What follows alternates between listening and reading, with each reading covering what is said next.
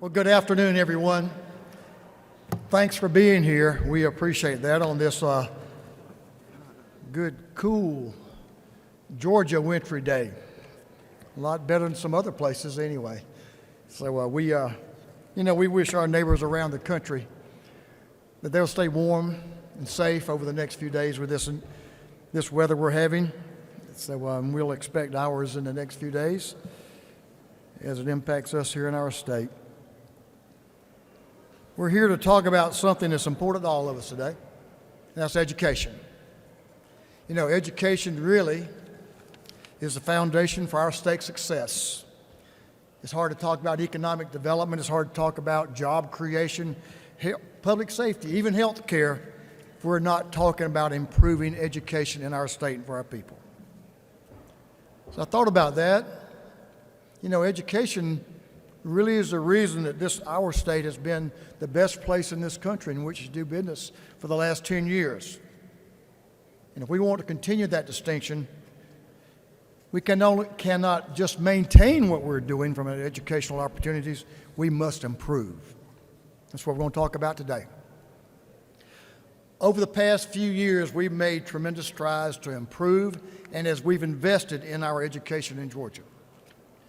Under the leadership of Governor Kemp, along with the General Assembly, we've given $7,000 in pay raises for our teachers, worked to improve childhood literacy with the passage of House Bill 538 this past year, and invested significant resources into school safety and security. But one of the areas that has not received enough attention, we believe, is our pre-K system. I know this from my own home district. That's why this past summer, I asked a member of the General Assembly, who certainly is recognized as one of the most informed, caring members of the General Assembly of the House over her career in the House, Pro Tem Jan Jones, who's been a leader in educational opportunities for our state for her entire career. And she's done an outstanding job of making sure that we look at ways to expand educational opportunities, but especially now to expand access to pre-K in our state, invest more resources, and improve outcomes. And I can just tell you, as y'all know, I get excited, but I'm excited to hear about her findings. I'm going to take some notes today. I hope y'all will too, because she's going to deal with, and this team that she's come together with over the summer is going to deal with the facts. We like to do that in the House. We know that when our children start fast in school in a pre-K program, a pre-K environment, if you will, educational outcomes are improved dramatically for these young people. It helps them hit the ground running into kindergarten on day one, and sometimes that doesn't happen if they're not prepared. And over time, literacy scores go up, math scores improve, and they're set on a pathway to achieving a high school diploma. Start fast, finish strong. Improve quality of life, not only for those individuals, but their families and for society, their neighbors. You know, in this building, we've talked a lot about educational opportunities.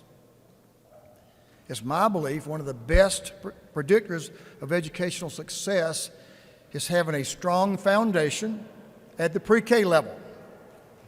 To me, that just makes a lot of common sense. And that's why I'm proud of the work we're doing to expand access and invest in early childhood education in a very comprehensive manner. I want to thank Pro Tem Jones, the entire working group on early childhood education, for the outstanding work, bringing us the facts, forming solutions based on the facts. Now with that, for those facts and for some policy that will really make a difference in the lives of Georgians and the success of our state, I'm going to turn this mic over to the Pro Tem. So with that, Pro Tem Jones, will you introduce the folks who serve with you on this working group? Thank you, Mr. Speaker. When the Speaker announced the working group on early childhood education, this last summer, he appointed some of our most experienced members in education to serve. It was a very small group, and it included Representative Matt Dubnik, who currently chairs the Education Appropriations Committee, but formerly was chair of the Education Committee. He also included Representative Chris Irwin, who is the current chair of the Education Committee and a retired, very successful superintendent. He included Representative Carl Gilliard, who is not here, who is chairman of the Legislative Black Caucus from Savannah. And he also included Representative Todd Jones from Forsyth, who couldn't join us today, but is also a former education chair in the House. He gave, the speaker, when he put this group together, he really showed where he and his wife, Dale's priorities lie, and that is with education. And he gave me a very broad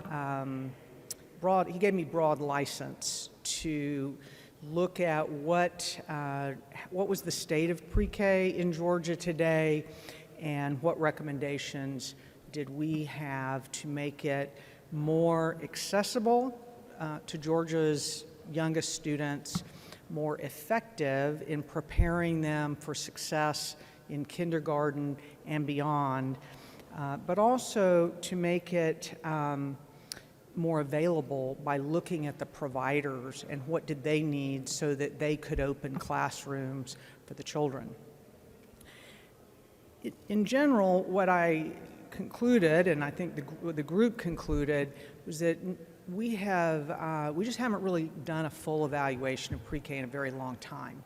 And the easiest example of this, the most glaring example, is that the amount of money that we provide to either a private provider, generally a daycare operator, or a public school system to furnish a new classroom has been $8,000 for 30 years. It has not changed in 30 years. That's to provide the chairs, the desks, the lockers, all the ADA compliant materials for the classroom, including playground. It's remained $8,000 for 30 years. And that was just sort of the tip of the iceberg. So with this group that he assembled, we benchmarked. What are the qualifications to be a pre-K teacher? It turned out it's the exact same as to be a kindergarten teacher. You have to have a 4-year degree in early childhood education, but yet our salaries are not commensurate with kindergarten teachers. The assistant teachers make less than what we call the paraprofessionals in, say, a kindergarten class, which would be their counterpart in a kindergarten class. We looked at the class sizes. In general, a student that attends a pre-K class will have a larger class size, same number of teachers, than they will experience when they enter kindergarten, which is kind of mind-boggling that you get older and you have a smaller class size. We also concluded that this is very much a workforce development issue.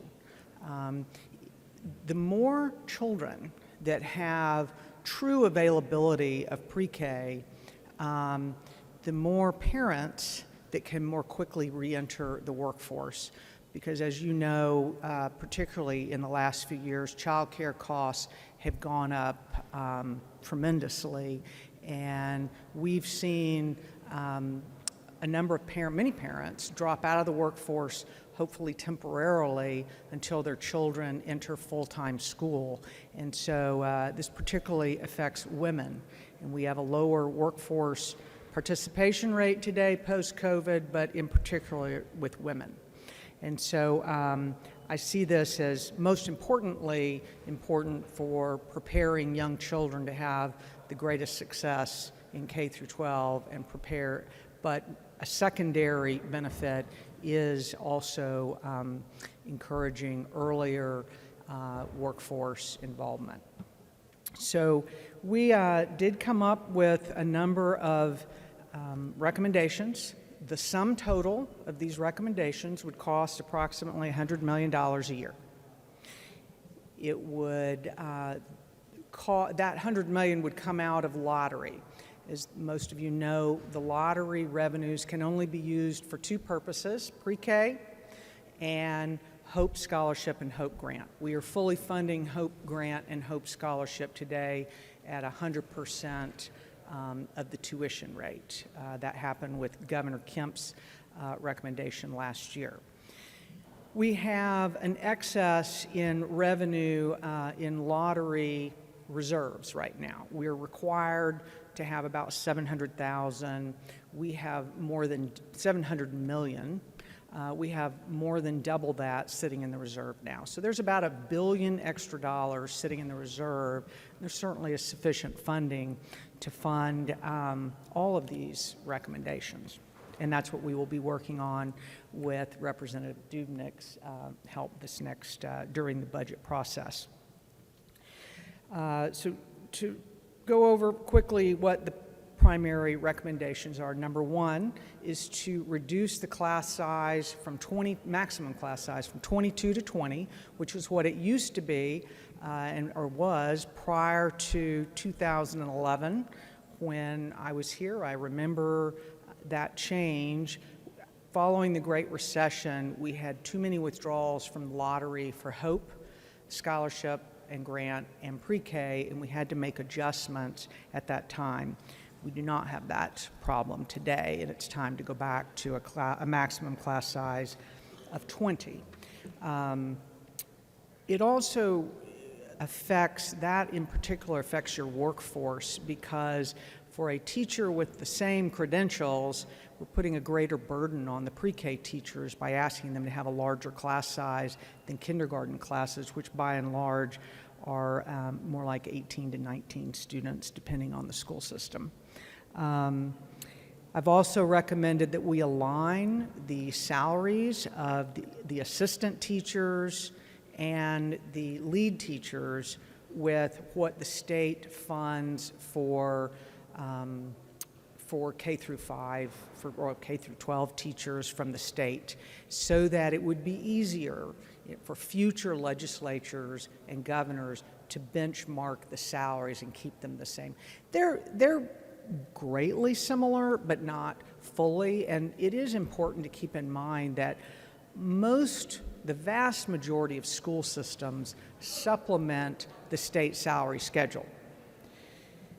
Private providers do not have that ability to do that, and about half of all pre-K classes are offered by private providers. The other half are provided by school systems. I guess one could say that the pre-K program is the largest education voucher program in the state, with about 35,000 students receiving a pre-K voucher to attend publicly funded pre-K at a for-profit private provider. But I go into that detail because that's why it's so important that we have a robust salary schedule for these teachers, because by and large, at least half of them don't have do not have property taxes that they can supplement the salary with. Just to be specific, for a private, let's see, an assistant teacher today earns $20,000. She or he could make more at working full-time at Target. And so I'm recommending that the salary would be benchmarked at about $25,700. That's the equivalent, the average of what paraprofessionals earn in Georgia's classrooms throughout the state. By the way, that does not include the 4% salary increase, which I recommend that be added to the assistant teacher salary. The lead teacher salary, I also recommend that they would, after it's benchmarked to what the state provides for K through 12 public teachers, that we add the $2,500 to that the governor has recommended in his budget. Other changes are increasing operating funds. I mentioned the $8,000, which is It's actually a small part of the overall funding. It's just I think it's symbolic of how out of step we are with funding pre-K these days, particularly with the inflation that we've had during the pandemic and post-pandemic. We woefully underfund transportation, and so I'm recommending that we benchmark the transportation dollars to the same number that we provide to our public school systems per student, which also some might argue is underfunded, but just remember they do have local property tax dollars to supplement with it. But just to be specific, right now we fund $16.50 per year per child who qualifies for free or reduced lunch.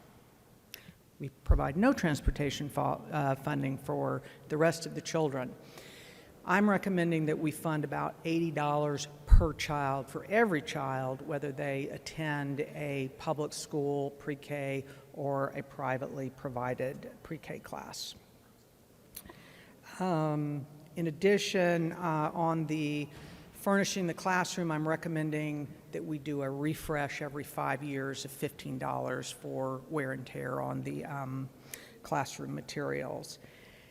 The other area that you'll notice in the report is capital construction. For 30 years, the state has not offered any funding for the actual construction of the pre-K classroom. And whether is it a local school system or a private provider. Now, I suspect that what's happened over 30 years is public school system utilized their local funding, SPLOST funding, to construct or to renovate classrooms for pre-K. Your private providers probably had to borrow from other children in their daycare facility to actually construct the classroom, because as you know, bricks and mortar aren't free. And so but with the inflation that you have now, the higher labor costs, the higher materials costs, that's just not happening going forward. And so I'm recommending that legislation that Chris Irwin, who retired superintendent of the year, I might add, in Georgia, that legislation would allow preschool, local school systems to access state capital construction dollars, to include those numbers in their request to the state. And to the private providers, which do educate half of our pre-K children, I'm recommending a lease equivalent amount. What would it cost to lease that classroom based on benchmarks that we had at the state?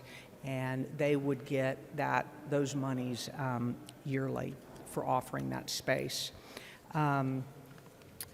With these changes, I'm hopeful, in fact, I'm confident that we can change what has been happening over the last few years. The highest pre-K number of slots that we had was that were utilized by students was in 2012, and the numbers have been going down since then. As you know, and I know, having worked on census information and reapportionment, our state is growing. So our state has grown about probably 12% in that time frame, but yet pre-K utilization has gone down about 12%. That cannot be explained away by demographics, I assure you, given that we're a growing state. I believe that you're seeing fewer operators, particularly at the private level, that feel that they can actually afford to offer a class to our children. And they're having, I know, not just anecdotally, but from conversations that the team had with superintendents and with the private providers, that they are having a very difficult time finding lead teachers and assistant teachers that will take the job and stay in the job for the salary that we offer. And they're not only competing with other industries, they're competing for K through 12, where by and large the teachers make more money, they have access to the state retirement system and state health insurance. And so we've got to up our game to continue to offer one of the first universal pre-K system or programs in the country, and one that is certainly very successful. And so With that, I will open it up, I guess, Mr. Speaker, to any questions, unless you have any more Sure. remarks. I want to make one quick remark or two, and then we're going to take questions. Okay. Then I'm going to let you introduce this team. Told you it'd be comprehensive, and it would be based on fact, on where we are and where we need to be to ensure that we educate the children of this state and give them the best opportunities for success that we can have. A couple of things that stuck out to me as I read the report and as I listened to the pro tem during during her remarks. Class sizes. As I've visited pre-K classes around the state, hey, it's a tough job, and our pre-K teachers do an outstanding job. It's going to help everyone concerned as we reduce that number. We believe that's a very, very important part of what this robust discussion has produced on their work over the summer. There's no substitute for equalizing salaries, ensuring that by the pay scale we demonstrate that we recognize the great work, the important work these folks are doing for us with our young people.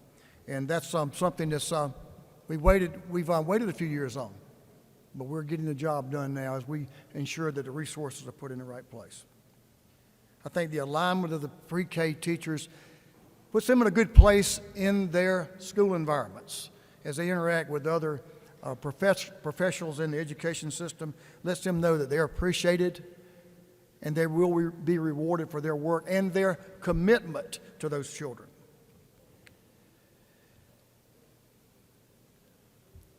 I bet those cameras and those microphones cost a little bit more than they did 30 years ago. So our commitment to ensuring that the classrooms are equipped the proper way for our children in a safe manner needed to be raised for inflation. That $8,000 up to $30,000 is the right thing. The last but not least, to include facilities in the capital outlay program that's in place for our school systems in Georgia is critical. We need to ensure that our public schools have the space. I know some of the schools that I've visited in my district just do not have the space and cannot afford to build that space. We have a plan. It's well thought out. And I hope you'll ask some questions and you'll look deeply into it and share those questions with us. We'd be glad to answer them and we'll address those now. I'll ask Pro Tem to address any questions you may have. And certainly we have a robust group of professionals here that spent a lot of time this summer. So with that, Madam Pro Tem, I'm going to turn it over to you for some introductions and some questions. Okay. Well, I have standing here with me some of the members that in particular were most interested that were able to travel here, given the weather. But these were most interested in the reforms that we're recommending and all provided input to the 5 of us that were on the committee. But I'd be happy to take any questions that you have, or a few. Yes, sir.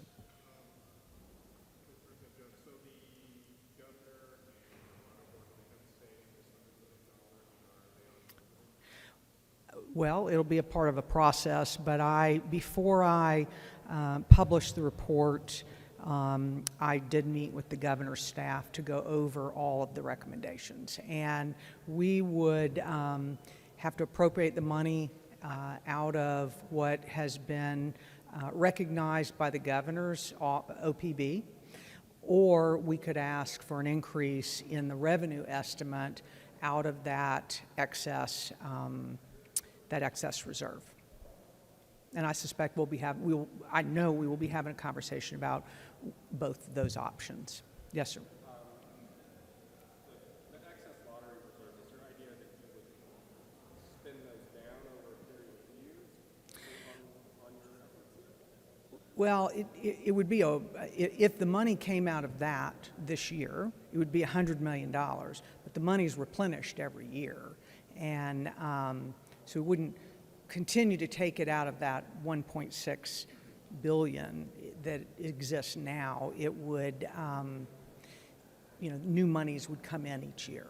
So do you think the lottery can sustain? I do. Having worked on this, from frankly, 18 years ago when I did the pre-K budget and looked at the lottery funds, we're at a record high that I'm aware of. And that's after fully funding Hope Grant and Hope Scholarship, which many of you know had gotten down as low as 70-something%, say for a Georgia Tech student. We are now reimbursing that at 100%. Yes, sir.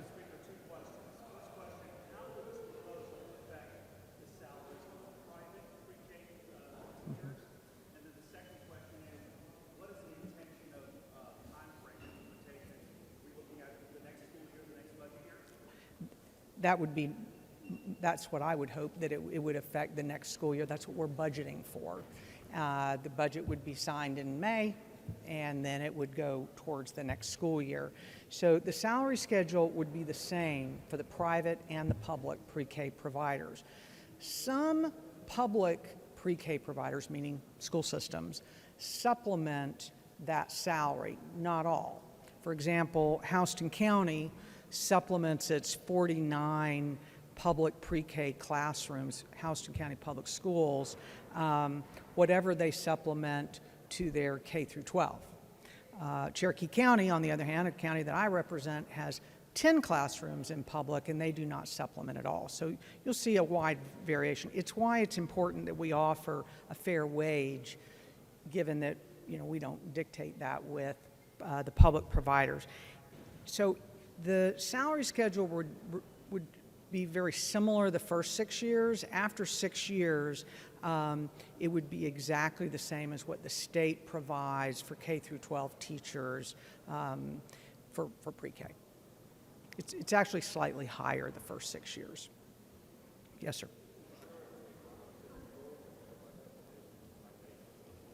See this what? Dave, you need to come. So pre-K in Georgia is what's considered universally offered.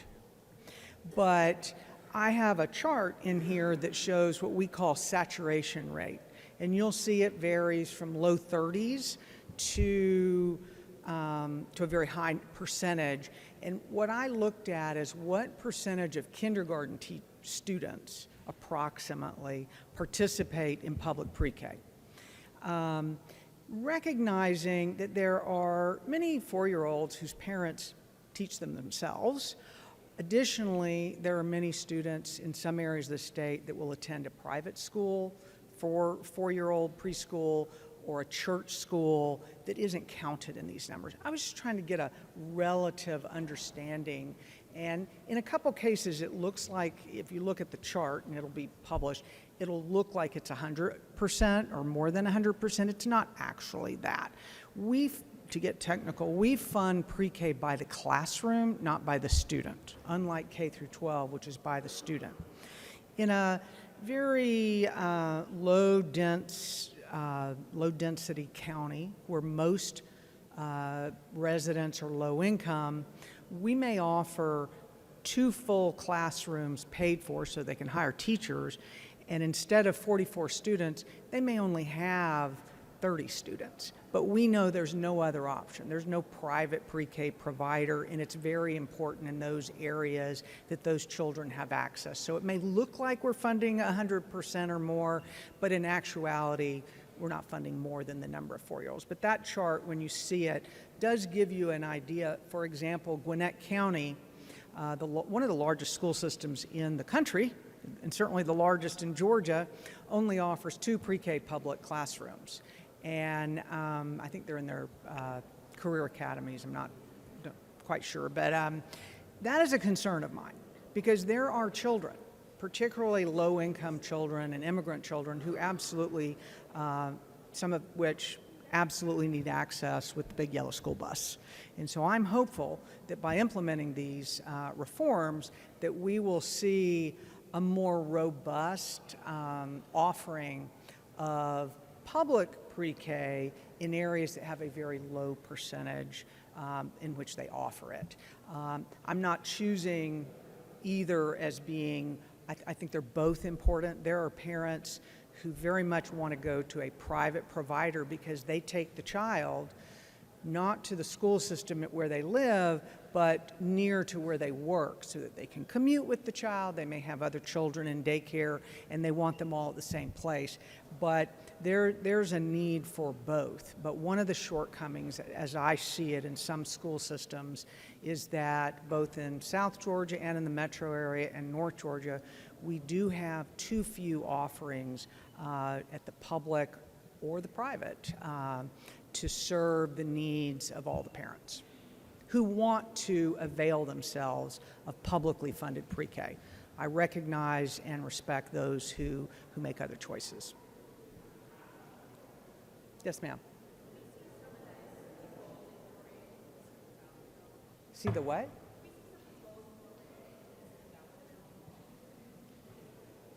I don't know. I got two hats. I'm wearing just this hat right now. I have to think about it, but that's a good suggestion. Thank you.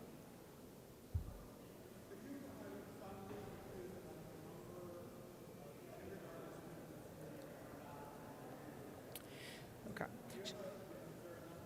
Well, so I'll give you an example. So, for example, and you'll get a copy of this electronically and or printed.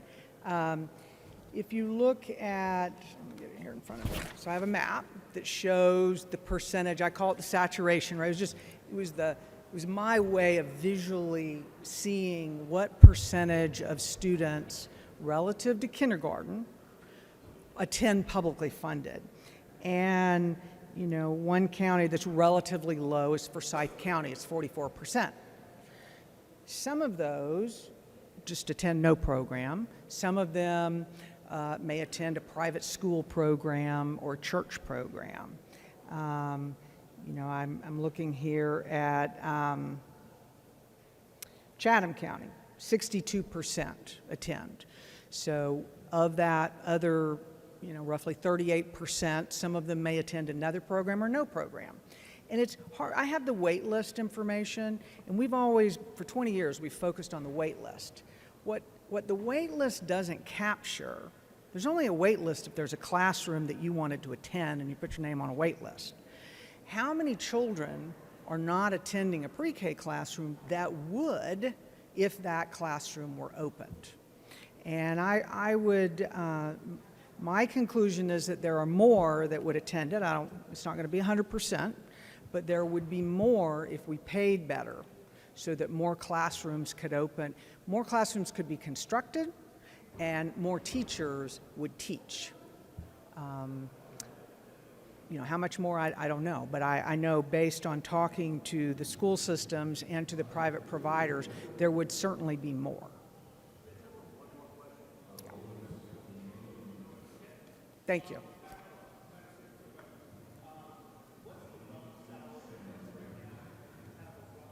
Yeah.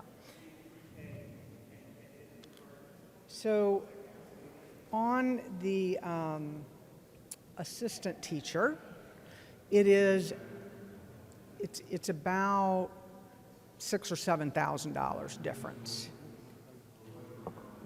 And on the public, it is not as big of a differential because the Department of Child Care and Early Learning has done a great job of bringing the salary schedules similar. It is less after 6 years, but it's not a lot less. Thank you. One last thing, guys and ladies. There's a number of ways that we address literacy issues in this state. This is one of them. And I can tell you that the robust group that's taken their time this summer on this working group under the leadership of the Pro Tem has done great work. And as she said, these ideas were not formulated this summer, over the summer. These ideas have been looked at and considered for years. It's time we take action, and we're going to work very closely with the Senate and with the governor's office to see how many of these we can get across the finish line. This will make a difference. Thank you.